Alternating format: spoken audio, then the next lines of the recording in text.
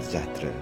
Jadi sebagai sambungan kepada video kita sebelum ini, sekarang ini saya ingin menerangkan secara lebih terperinci sedikit jenis-jenis leukemia yang kita boleh dapat.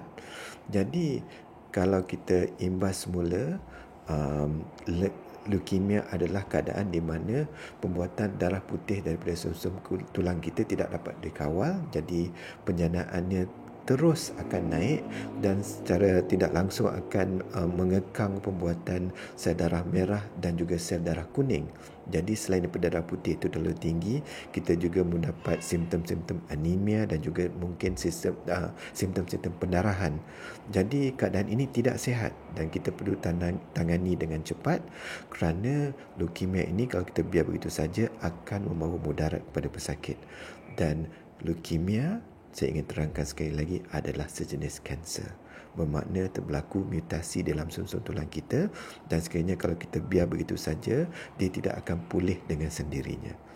Jadi, mari kita lihat bagaimana kita membahagikan jenis-jenis leukemia ini supaya kita dapat fahami dengan lebih mendalam. Pertama sekali, kita kena tahu dari manakah punca sel darah putih itu. Jadi, sebelum ini kita ada bicarakan ada 5 jenis darah putih dalam badan kita. Limfosit, neutrophil, monocyte, eosinophil dan basophil. Limfosit agak istimewa kerana selnya datang terus daripada sel stem cell, sel induk, tetapi sel yang lain, neutrophil, monocyte ini sebagainya datang daripada satu sel yang lain, walaupun dia datang daripada stem cell, tapi sel utamanya itu dipanggil myelocyte. Jadi cabangan utama daripada stem cell dia akan terbahagi kepada limfosit dan myelocyte, dan myelocyte itu akan terusnya menjana neutrophil, monocyte, eosinophil dan basophil.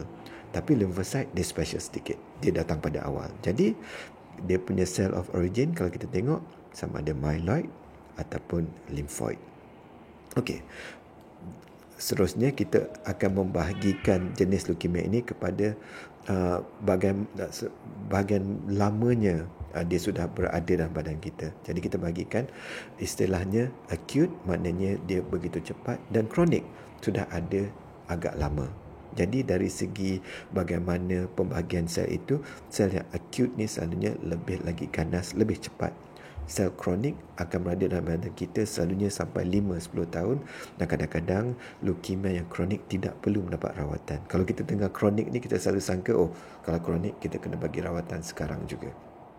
Jadi bila kita cuba membahagikan jenis leukemia ini, kita akan gabungkan jenis selnya dan juga sama ada dia merebat dengan cepat ataupun perlahan. Jadi, kalau sekiranya selnya datang daripada myeloid dan dia bergerak dengan cepat, kita panggilkannya acute myeloid leukemia.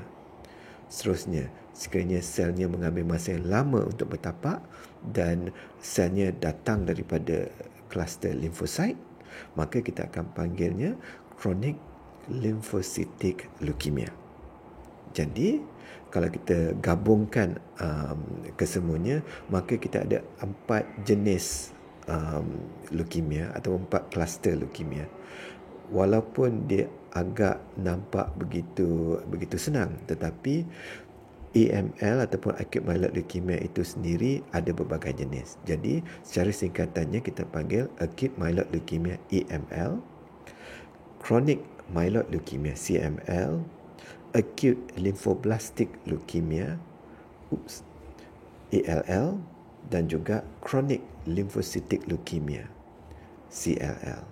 Jadi agak penting untuk kita tahu di mana puncanya sel ini kerana rawatannya bergantung kepada jenis sel. Dan juga kita perlu tahu juga selnya kerana ia akan memberitahu kita apakah prognosis kita. Ya. Jadi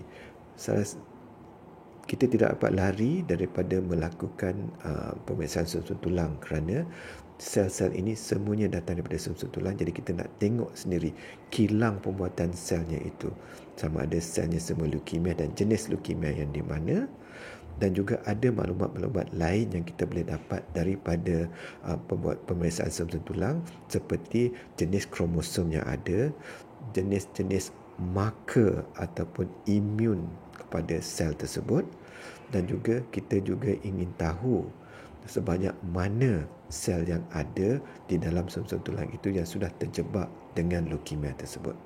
Jadi maklumat ini agak penting supaya kita dapat memformulasikan rawatan yang sesuai kepada pesakit tersebut, ya.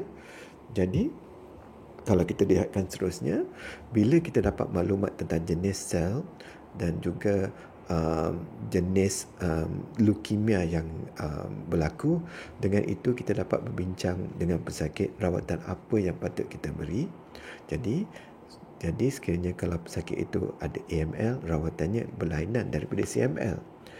ALL berlainan daripada CML. Jadi dari segi itu kita sudah tahu rawatannya berlainan dan juga prognosisnya juga berlainan. Secara umumnya AML perlu dirawat dengan serta-merta. Kalau tanpa rawatan, pesakit itu hanya ada beberapa minggu saja. Berbanding dengan CLL, pesakitnya walaupun tanpa rawatan boleh hidup bertahun-tahun. Jadi amat penting kalau sekiranya kita cakap leukemia, kita kena tahu jenis leukemia yang mana dan mana rawatan sesuai untuk diberikan kepada pesakit kita. Dan sekiranya anda ingin tahu lebih lanjut tentang ini, sila berjumpa dengan doktor anda. Dan sekiranya anda ingin berhubung dengan saya, sila berhubung saya melalui email ataupun Facebook. Dan jangan lupa sila like Facebook page saya dan juga sokong saya di YouTube. Sekian, terima kasih.